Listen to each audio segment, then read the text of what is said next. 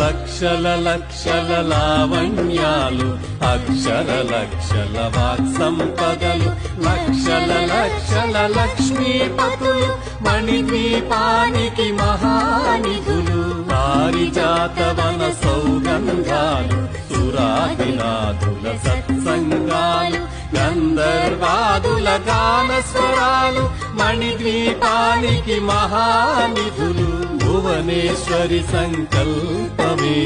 జనించే మణిద్వీపము దేవదేవుల నివాసము అది ఏ మనకు కైవల్యము